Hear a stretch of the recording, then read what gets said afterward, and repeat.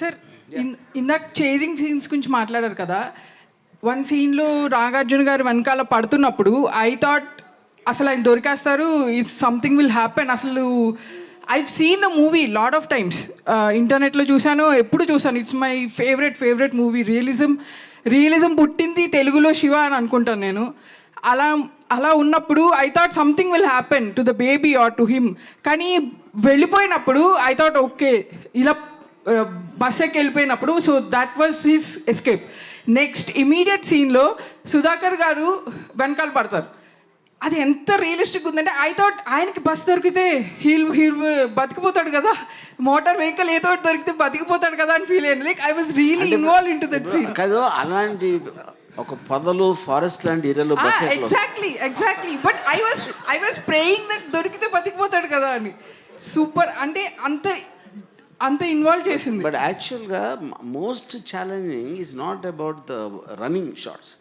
ఇప్పుడు కూడా నాకు ఇందాక ఎవరు అడిగారు ఏది ఛాలెంజింగ్ అనిపించిందని. నాకు అప్పుడు అనిపించలేదు, కానీ ఇప్పుడు చూస్తే అసలు నాగార్జున నేను ఎలా అడిగానో సైకిల్ అలా తొక్కమని, నాగార్జున ఎందుకు చేసాడు అనేది నాకు ఒక పెద్ద మిస్టరీ అది. Because Nagarjuna he might know how to ride a cycle, but stunts like holding another jeep or ర్యాండమ్గా ట్రాఫిక్లో ఇటువంటి పైగా ఆ పాపను పెట్టుకుని దట్ కూడా no not at all. See, one, you're riding the cycle. Then on top of that, the unpredictability of exactly physics.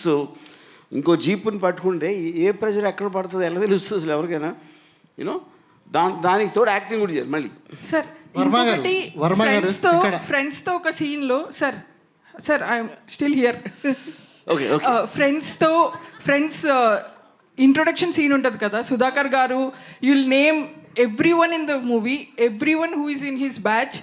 అది ఎక్కడ లేదు సార్. అంటే తర్వాత వచ్చిన తెలుగు సినిమాల్లో కూడా friends are always side characters are they are invisible. I loved it. అంటే it's very nice you mention this. నేను మొత్తం సినిమాలో నాకు విపరీతమైన కన్ఫ్యూజన్ నాకు టేకింగ్లో వచ్చింది ఆ సీనే మీరు చెప్పింది sir. I don't know how to do that and ఆస్ట్ Gopal Reddy cameraman అడిగాను, తర్వాత కెమెరా అసిస్టెంట్ శ్రీనివాస్ రెడ్డి అని, ఇంకోరు అసిస్టెంట్ డైరెక్టర్ అని.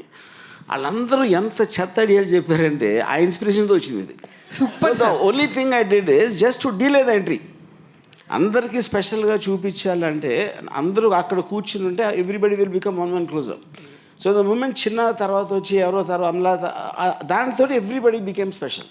You made it real sir. And entrance సీన్లో కూడా అది నాకు ఆ విలన్ రాగానే it felt like I'm in, నేను అక్కడే ఉన్నాను. Some rowdy was attacking me like చూసేటప్పుడు ఆఫ్ కోర్స్ నాకు రియల్గా అనిపించింది. So the taking was so realistic. అసలు బయట ఎలా జరుగుతుందో అలాగే ఉంది. It was never even real location, Swapnalok or any నాకు తెలియని లొకేషన్స్ అన్ని మ్యామ్ చెప్తుంటే విన్నా.